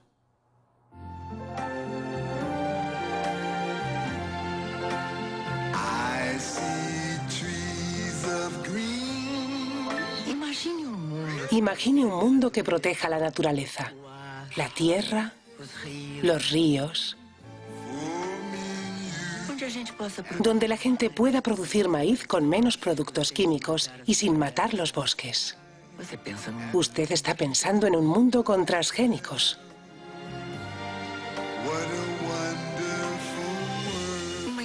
Una iniciativa de Monsanto con el apoyo de la Asociación Brasileña de Nutrición.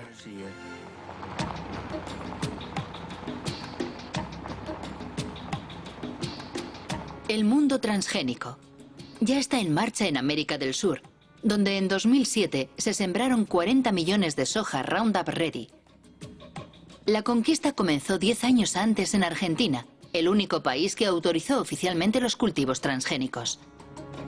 Desde entonces, los transgénicos se han extendido misteriosamente por los países vecinos, como Brasil o aquí, en Paraguay.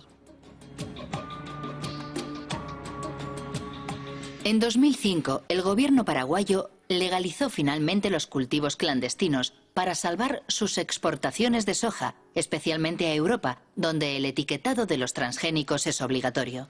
Una forma de reconocer que el Ministerio de Agricultura se enfrentaba a un hecho consumado.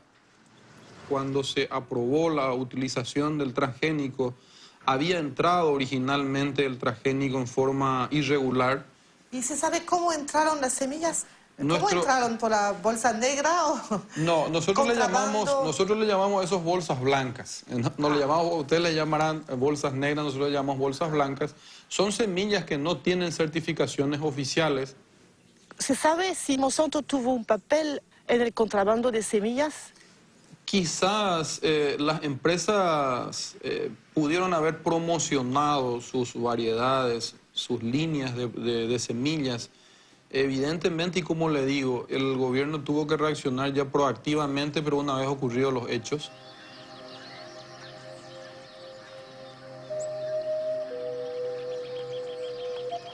Sea cual fuere su origen, el contrabando fue un buen negocio para Monsanto. Desde que los cultivos fueron legalizados, la compañía ha conseguido que los productores paguen derechos por cada tonelada de soja producida. Igual que en Brasil.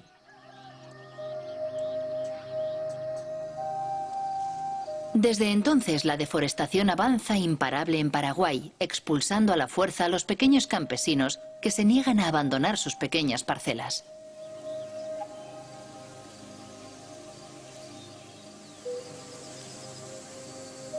Jorge Galeano dirige una organización campesina que lucha contra el avance de lo que llama el desierto verde.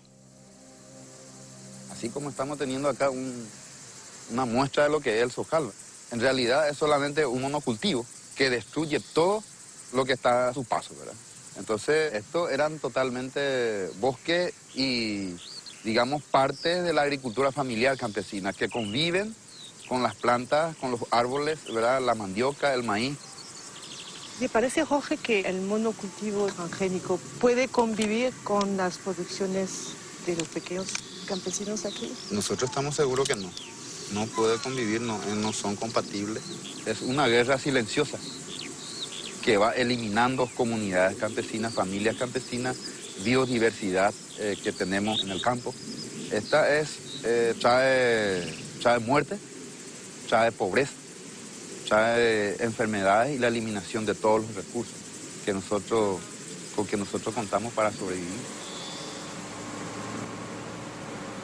Actualmente por todo el país se fumiga Roundup, con avionetas o con abonadoras llevadas por obreros agrícolas sin ninguna protección. Se fumiga justo hasta la puerta de las casas o cerca de los cultivos de supervivencia de los pequeños campesinos. Todos los años se destruyen cosechas y miles de personas son contaminadas. Como esta familia rodeada por los transgénicos de Monsanto. Los padres están preocupados por su hijo Pedro, que todos los días tiene que atravesar los campos de soja para ir a vender las tortillas de maíz que hace su madre.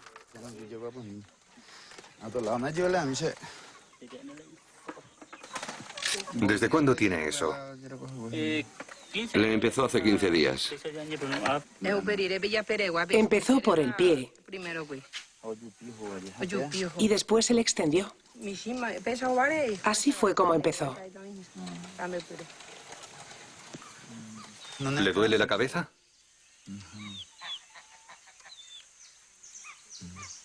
¿Come bien? Muy poco.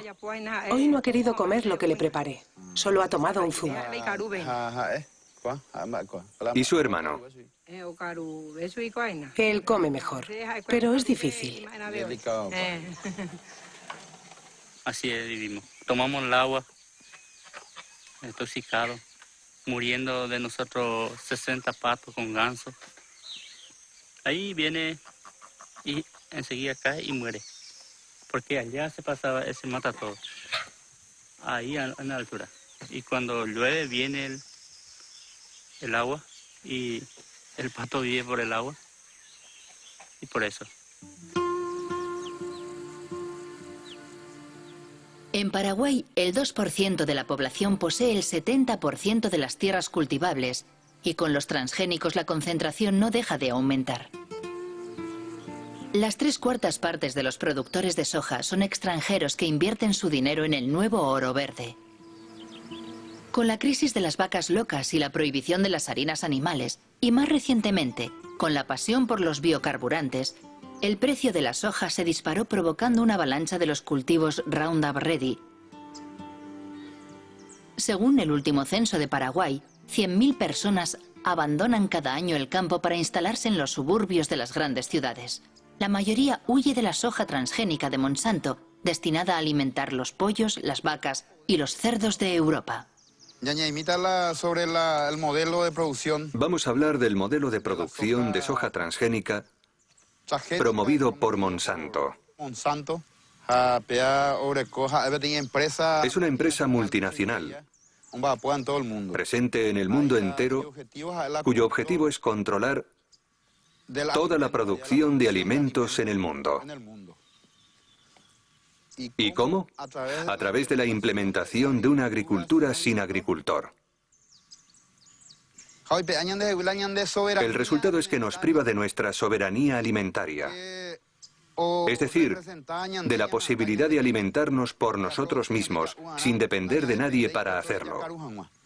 Por eso decimos que tenemos que luchar por nuestra soberanía, tenemos que luchar por nuestras tierras, tenemos que defender nuestra comunidad, tenemos que defender nuestra familia, tenemos que defender nuestro país. Mi familia vive en la ciudad y yo no quiero ir allí. Por eso, yo vivo aquí, porque en la ciudad hay que comprarlo todo, hasta la comida, mientras que aquí lo que sembramos es nuestro. Podemos comer lo que queremos, cuando queremos, mientras que en la ciudad no podemos comer lo que queremos. Quiero añadir que el combate de estas familias por su supervivencia nos concierne a todos. En 2007, Monsanto tenía 18.000 empleados en 50 países. Mientras, sus acciones en bolsa no han dejado de subir y sus beneficios alcanzaron 1.000 millones de dólares. Entre sus accionistas se encuentran fondos de pensiones, bancos, pero también cientos de miles de pequeños accionistas.